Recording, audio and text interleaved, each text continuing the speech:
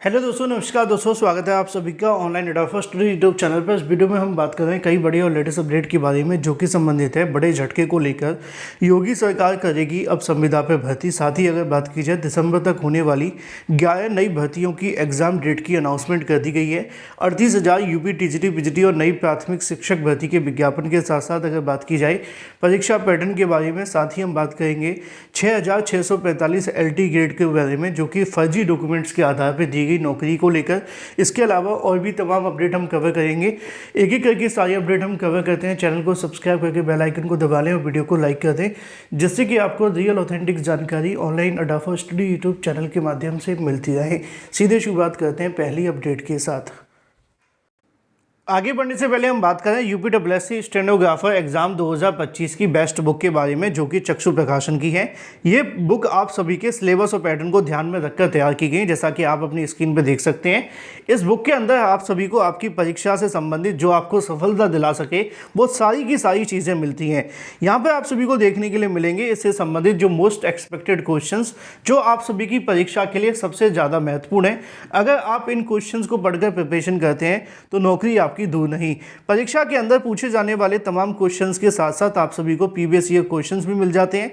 साथ ही साथ अगर बात की जाए तमाम क्वेश्चंस की सटीक और सही उत्तरमाला व्याख्यात्मक हल के साथ दी जाती है, जैसा कि आप सभी के सामने है। तो देर किस बात की, अपनी बेहतरीन प्रिपरेशन के लिए आज ही परचेज करें। इन बुक को आप अमेजोन या फ्लिपकार्ट या किसी भी ऑनलाइन वेबसाइट से आप ले सकते हैं या फिर अपने नज़दीकी स्टोर से।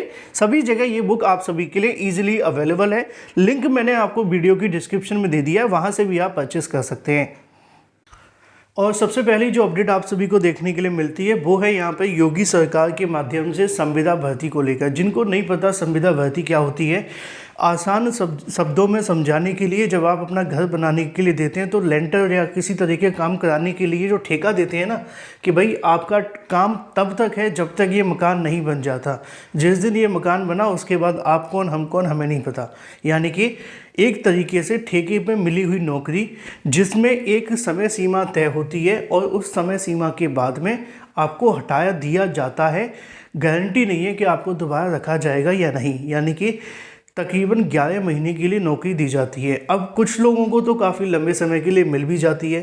पहली चीज़, अगर ये लॉन्ग टर्म के लिए मिल भी जाए तब भी इसका फ़ायदा नहीं होता है। क्यों? क्योंकि जब संविदा पे कोई नौकरी मिलती है तो उसमें मानदेय इतना कम होता है जिससे गुजारा करना बहुत मुश्किल है। एग्जाम्पल के तौर पे शिक्षा मित्र प्राथमिक विद्यालयों में पढ़ाते हैं। अब उनकी योग्यता का एक अलग मामला था, लेकिन अगर आप एक तरीके से समझ करके देखें तो उनको मिलता क्या है? 10,000। लॉन्ग टर्म तक अगर किसी को 20 साल तक 10-10 हज़ार देंगे तो क्या मिलेगा? कुछ भी नहीं मिलेगा। तो ये सारी की सारी चीज़ें बेनिफिशियल नहीं हो पाती हैं। अगर कुछ छोटे समय के लिए 10-10 हज़ार लेना हो तो बात अलग है, लेकिन पूरी ज़िंदगी। अब इसको लेकर अगर बात की जाए खुद सरकार के माध्यम से इस मामले पर खुद सरकार की तरफ से इसको लेकर एक बड़ा बदलाव कर दिया गया है। उनका कहना ये है कि भाई अब हम संविदा भर्ती करेंगे। संविदा भर्ती का जिन उत्तर प्रदेश में समय समय पर आता रहता है और धीरे धीरे करके ये अपने पैर पसारना शुरू कर चुका है। लगातार इस मामले को लेकर सरकार के माध्यम से कहा तो जाता है कि वो संविदा भर्ती नहीं करेंगे, लेकिन समय समय पर उनके माध्यम से ही ऐसी जानकारी दे दी जाती है। अब सरकार का कहना तो ये है कि झटका उन सभी के लिए है कि जो संविदा कर्मियों की भर्ती करते हैं और ऐसा करने से उनका शोषण होता है। उसको समाप्त करने के लिए सरकार ये निर्णय लेने जा रही है कि संविदा कर्मी के हितों की सुरक्षा के लिए भर्ती प्रक्रिया में बिचौलियों को हटाकर सरकार खुद इनकी भर्ती करेगी। इस संबंध में श्रम विभाग को प्रस्ताव तैयार किया जा रहा है, जिसे कैबिनेट की मंजूरी मिलने के बाद इसको शासन को भेजा जाएगा। सरकार की कोशिश है कि योग्यता व पात्रता के आधार पर आउटसोर्सिंग से संविदा भर्ती की जाए।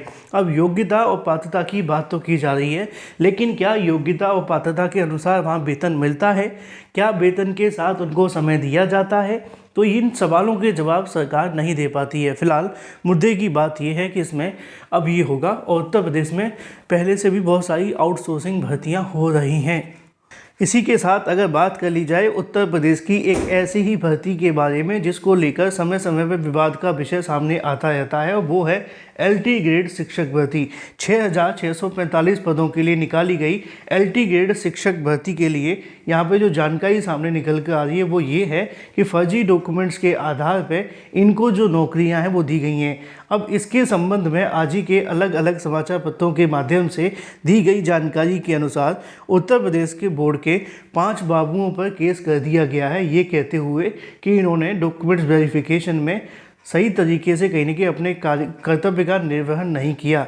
इसी को लेकर नीचे लिखा हुआ है कि 6,645 पदों पर निकाली गई एलटी ग्रेड शिक्षक भर्ती के अंदर अगर बात की जाए, यूपी बोर्ड के मूल रिकॉर्ड बदलने और सरकारी नौकरी और लाखों रुपए का लालच था। जिन दोषियों ने 22 छात्रों के रिकॉर्ड बदले और उन्होंने फर्जी दस्तावेज लगाकर राजकीय विद्यालयों की भर्ती के अंदर नौकरी पाली, पहले किसी परीक्षा के बजाय सीधे हाई स्कूल व इंटरमीडिएट आदि की मेरिट पर भर्ती देखने के लिए मिलती थी। लिहाजा भर्ती माफियाओं ने स्कूल और बोर्ड के बाबुओं से सांठ-गांठ कर रिकॉर्ड में बदलाव किए ताकि भविष्य में कभी सत्यापन की समस्या का सामना न करना पड़े।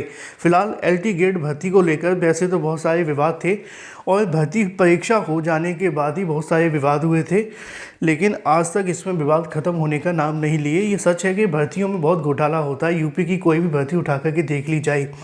इसी के साथ बात कर लेते हैं, दिसंबर तक होने वाली 11 नई भर्तियों की एग्ज़ाम डेट को लेकर अनाउंसमेंट कर दी गई है और ये भर्तियां हैं बैंकों के अंदर। बैंकों के अंदर होने वाली भर्तियों को लेकर परीक्षा कैलेंडर जारी कर दिया गया है, जिसके अंदर अगर बात की जाए ये सारी की सारी जो भर्तियां वो देखने के लिए मिलेंगी।